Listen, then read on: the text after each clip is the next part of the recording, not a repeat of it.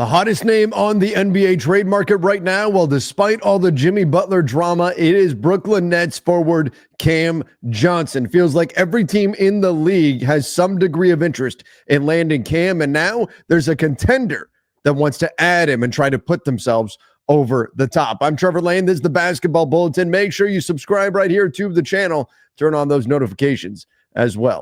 All right, so the latest news, we've got the Cleveland Cavaliers now registering interest in acquiring Cam Johnson. Now, I got to say, the Brooklyn Nets, they're playing this perfectly. The Cavs are interested in Cam Johnson, the Cavs and basically everyone else. Why do so many teams have interest in Cam Johnson? Because he's such a seamless fit. It doesn't matter what kind of team you are. If you're a team that is trying to take the next step, you're already a contender, you want to add to your team. Maybe you're a young team and you're trying to be on the rise.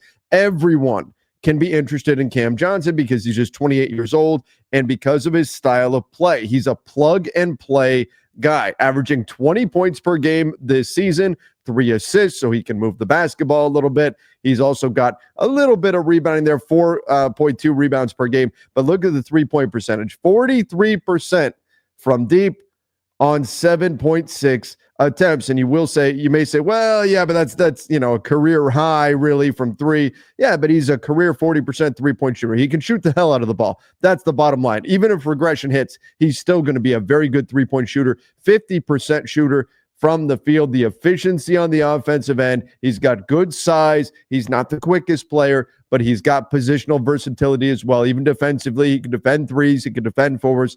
So Cam Johnson is the kind of guy that you can add to your team and immediately hit the ground running. So that's got a lot of appeal to a number of teams, including now the Cavs. What I think is really interesting about this is that there are teams like the Thunder that have been in on Cam Johnson. Now you've got the Cavs, who just lost badly to the Thunder last night in the rematch. Not quite as epic as their initial confrontation, but still, they did lose last night. But you've got the Cavs, you've got the Thunder, and basically everybody else. The Golden State Warriors have been interested in Cam Johnson. The Lakers have been interested in Cam Johnson. Every team out there has some level of interest in him. So now what the Brooklyn Nets are doing is they're essentially saying, we're going to wait. We're going to wait until the trade deadline. We're going to wait till closer to February 6th, and that's going to give us an opportunity to really drive the price up. Now, right now, the rumor is that the Cavs want 2 first-round picks for Cam Johnson, and you may say that's crazy. I mean, look at what role players have been going for around the NBA. You look what's been happening. You've got guys like Dorian Finney-Smith, like Dennis Schroeder, like Nick Richards. These guys are all going for second-round draft capital, not even a single first-round pick. So Cam Johnson, though, because he's in such high demand, the Nets are trying to take advantage of that and get him for not just 1 first-round pick, but multiple first-round picks in order to take him off of their team. And I'm going to get to why in just a minute, because we need to talk about the Nets' strategy here as we get closer to the trade deadline, as well as the inclusion of the Toronto Raptors in this whole trade mess, because this is getting absolutely absurd with everything that's going on right now. But first, I want to give a shout out to our sponsor, and that is Prize Picks. Prize Picks Daily Fantasy Sports. You guys can check them out. Use the link in the description down below. They do a fantastic job. And if you use our promo code Bulletin, you get a guaranteed $50 when you play $5 with Prize Picks. Super easy to play. You just go here, look at Anthony Edwards against the Knicks, 26.5 points. I have a feeling the Knicks defense is going to cause some problems there. So I'm going to say he gets less than that. I go over here, I take a look. LaMelo Ball, 30.5 points. That's a little too rich for me.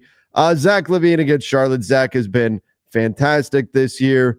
You know what? I'm going to say Zach LaVine could do that. And I'm going to talk about Bruce Brown in just a moment. So let's say he gets more than 8.5 points. That's how easy it is. That's how easy it is to play Prize Picks. They've got all kinds of cool promos like Taco Tuesday. Use the link in the description down below. Use that promo code Bulletin. That way they know that you came from us. I have that link in the description, but that way they know you came from us and you can have some fun playing daily fantasy. It really is a good time.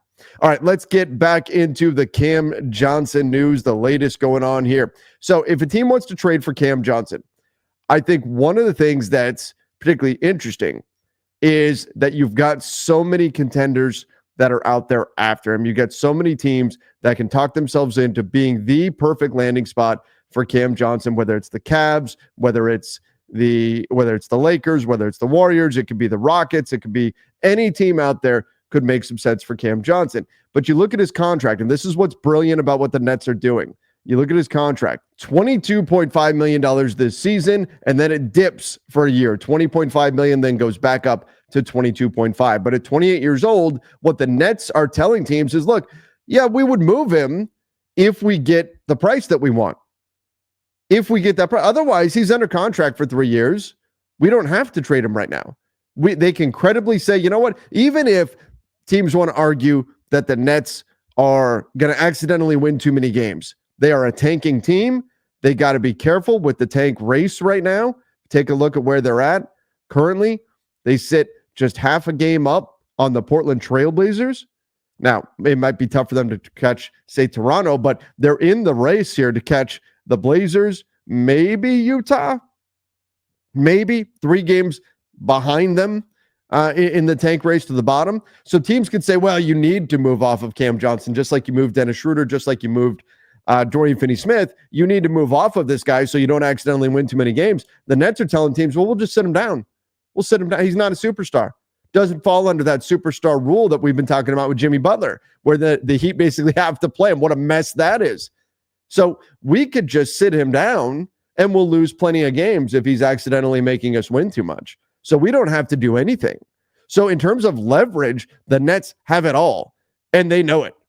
They know it. So when teams like the Cavs say, man, we could use a boost to get over the top in the East, we could use a boost because we know we're going to see Boston in the Eastern Conference. We know we may have to deal with the Thunder, and we need a little bit more to kind of really solidify our status here. The Nets can drive a hard bargain. And they could say, you know what, we're going to wait. Unless somebody does something stupid between now and the trade deadline, we're going to wait.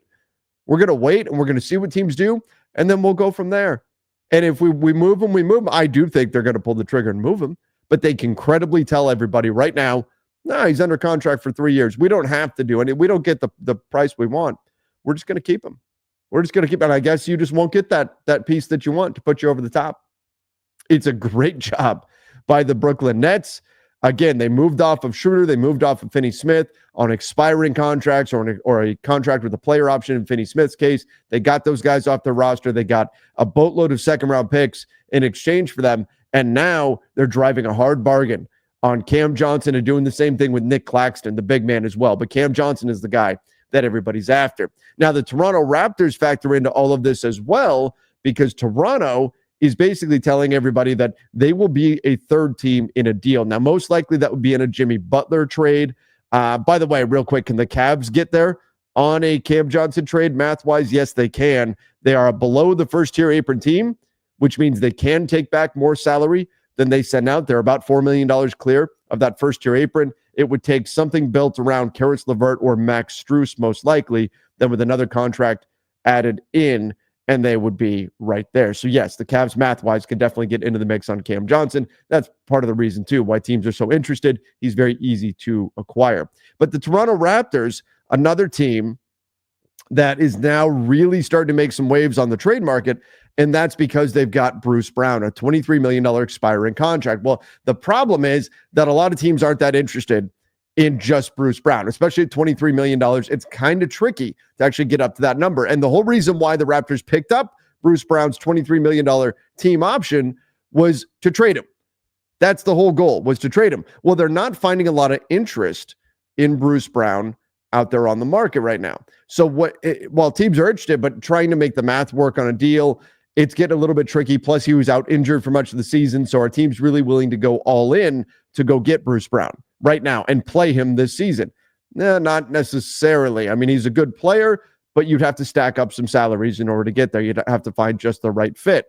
So instead, what the Toronto Raptors are pivoting to do is they're letting teams know we'll be the third team in a Jimmy Butler trade. So the bottom line is teams that don't want to take back salary, let's say the Miami Heat say, we don't want to take back salary in any kind of Jimmy Butler trade. The Raptors can help facilitate that. So again, playing this very, very smartly. Again, because Bruce Brown's been hurt for most of the year, I don't think you're getting that kind of high level of interest that they were hoping to get in him. So what they're doing is they're pivoting and they're using him as a big expiring contract. They also have Chris Boucher as a $10 million expired contract. That's $33 million in expirings that they can put together into a trade, and they can help facilitate, obviously for a fee, but they can help facilitate a trade that would land a star player, Jimmy Butler, someone like that, somewhere else. So keep a real close eye on the Toronto Raptors. Just as I've been saying, the Brooklyn Nets have been playing this very well. This is a really smart shift